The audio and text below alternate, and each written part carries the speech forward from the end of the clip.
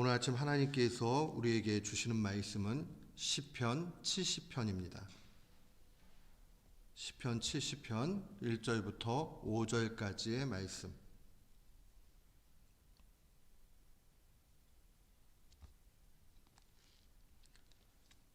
우리 시편 70편 1절부터 5절까지 같은 마음으로 함께 봉독토록 합니다.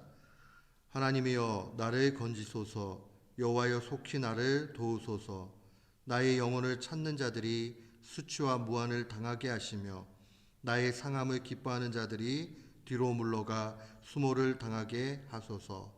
하는 자들이 자기 수치로 말미암아 뒤로 물러가게 하소서.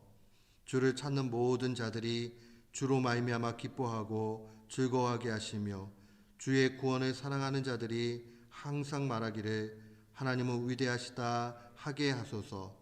나는 가난하고 궁핍하오니 하나님이여 속히 내게 임하소서.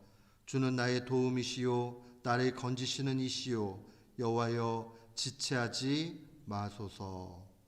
아멘. 저는 오늘 본문 말씀을 통해서 다급한 중에 드리는 기도라는 제목으로 주의 말씀을 선포하도록 하겠습니다. 우리가 이 시간이라는 것을 묵상하고 생각할 때에 좀 필요한 신앙적인 관점이 있습니다. 사람들은 이 시간이라는 것이 마치 자기에게 주어진 것처럼 착각을 합니다. 시간이라는 것이 이 창조물이라는 사실을 놓쳐버리고 있는 거죠. 하나님께서 이 시간도 창조해 주셨다. 그렇기 때문에 그 시간의 주관자도 하나님이다라는 것을 분명히 인정해야 됩니다. 우리가 다급함을 갖는다 하는 것은 어떤 면에 있어서는 신앙적인 마음이 아닐 때가 있습니다. 이 다급한 현실이 오는 것 사실이에요. 그러나 다급함 때문에 자기 멋대로 일을 하게 되면 거기에서 더 큰 문제가 생겨납니다. 그런 의미에서 보면 신앙에 있어서 시간을 사용하는 것, 하나님 앞에 맡기고 시간을 사용하는 것은 굉장한 노력과 또한 은혜가 필요합니다. 오늘 본문 말씀을 통해서 우리가 특별히 하나님 앞에 다급할 때에 어떠한 신앙을 가지고 살아야 되겠는가 하는 것을 깊이 깨닫는 지혜의 시간이 되기를 주의 이름으로 축원합니다. 오늘 다윗은 굉장히 궁급한 그런 상황에 놓여져 있습니다.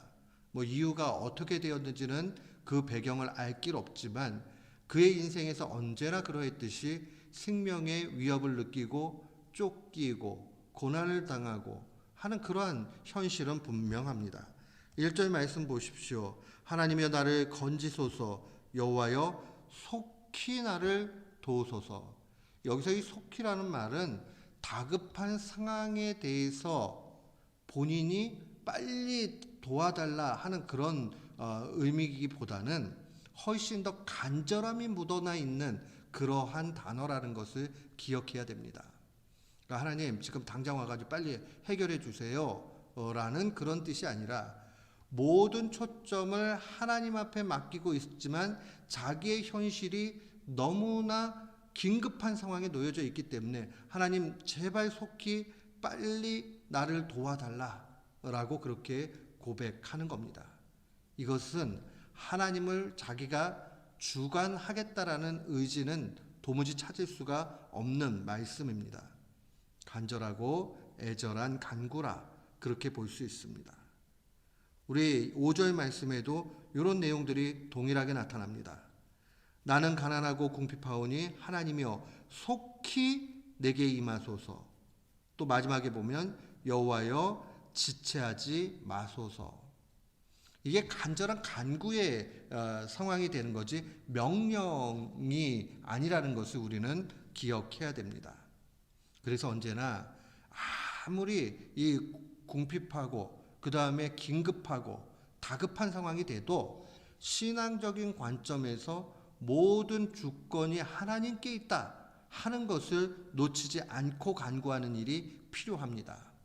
그러지 않으면 우리는 쉽게 하나님에 대해서 판단하고 하나님을 포기하게 되고 하나님 앞에 원망하게 되는 그러한 모습으로 빠집니다.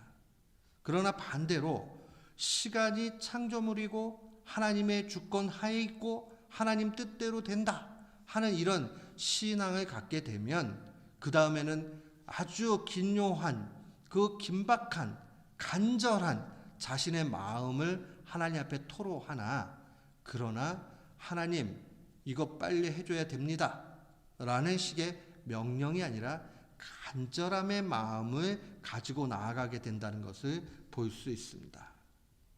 오늘 본문의 3절 말씀에 보면 아하 하는 자들이 자기 수치로 말미암아 뒤로 물러가게 해달라고 간구합니다. 이 히브리 표현에서 아하 하는 자다라고 이렇게 하는 게 오늘날 우리로 이야기하면 비아냥거리면서 조롱하는 모습으로 보면 틀림이 없습니다.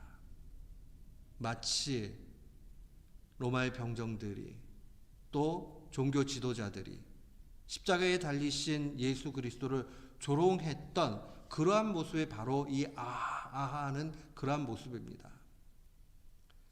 때때로 세상 가운데서 우리는 이러한 어려움에 처할 때도 분명히 있습니다. 오해가 되었던 나의 잘못이었던 무엇이 되었던지 간에 사람들이 아하 하면서 그렇게 조롱하는 일들이 나타날 수도 있습니다. 억울하지요. 다 각기 자기의 입장이 있는데요. 그런데 그때에 우리가 먼저 더 기억을 해야 되는 것은 하나님 앞에 처분을 맡겨야 된다는 겁니다. 내가 이렇게 할 테니 나에게 힘을 달라가 아니라 하나님 내 형편이 이렇게 어려우니 주님이 처분해 달라라고 해야 됩니다. 이것은 마치 칼을 사용하는 것과 유사합니다. 우리가 심판하고 처분할 능력이 있는 것 같지만 우리는 자칫 잘못하면 자신도 상처를 내고 남에게도 큰 어려움을 주게 됩니다. 그러나 하나님의 처분은 언제나 공정하고 하나님은 그 법의 심판을 아주 냉혹하게 그러나 가장 바르게 하실 수 있다는 것을 신뢰해야 됩니다. 그래서 하나님 앞에 맡겨야죠. 어린아이가 칼 달라고 내가 사과를 하나 깎겠노라고 근데 4살짜리예요. 어떻게 하시겠어요? 칼을 준다면 그 아이를 사랑하지 않거나 아니면 그 어른이 판단력이 없는 분이겠지요. 하나님께서는 지혜로우시고 하나님께서는 완벽하시기 때문에 우리에게 남을 심판할 권한을 주지 않으셨습니다. 하나님 앞에 그래서 우리는 억울할 때마다 토로하고 스스로가 자기의 문제를 해결하려고 하지 말아야 됩니다. 지상의 법도 그래요. 법관을 통해서 법에 근거해서 판단을 하게 돼 있지 내가 억울하다고 나의 주먹이 먼저 가는 것을 법은 허용하지 않습니다. 신앙의 법도 유사합니다. 우리 스스로가 심판자가 돼서 나아가게 될 때 결국은 그 가운데 더 큰 문제가 생겨납니다. 그래서 다급한 중에 우리가 먼저 묵상 또 해야 되는 것은 하나님께 모든 심판을 맡겨야 된다는 사실입니다. 두 번째로 기억해야 되는 것은 다급할 때 오히려 하나님의 자비하심에 호소해야 됩니다. 4절 말씀 보십시오. 주를 찾는 모든 자들이 주로 말미암아 기뻐하고 즐거워하게 하시며 주의 구원을 사랑하는 자들이 항상 말하기를 하나님은 위대하시다 하게 하소서. 그러니까 결국 이 상황들 가운데서 하나님 앞에 모든 심판을 맡기고 그 다음에 자기 자신의 그 형편을 하나님이 돌봐주시기를 하나님의 위로하심을 간절히 바라는 그의 자비하심에 호소하는 모습이 필요합니다. 주를 찾는 모든 자들이 주로 말미암아 기뻐하고 즐거워하게 하소서. 그러니까 우리는 내가 이렇게 억울한 일 당했는데 이 억울한 일이 해결됐다 안 됐다 이것도 물론 중요해요. 그러나 그거보다 본질적으로 내가 이렇게 어려움 중에서도 나를 이해해 주시는 하나님이 계시다 하는 그 가운데서 하나님 앞에 맡기고 가는 모습 필요합니다. 사랑하는 성도 여러분, 오늘 이 신앙 가운데 우리가 가야 되겠습니다.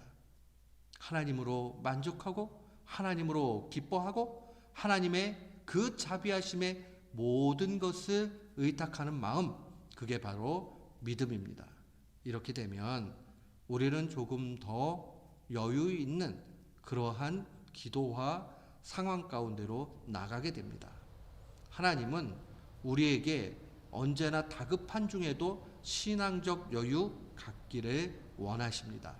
오늘 이 말씀을 마음에 간직하면서 선하신 주의 은혜를 날마다 경험하는 귀한 교우들 되시기를 주님의 이름으로 축원합니다. 아멘.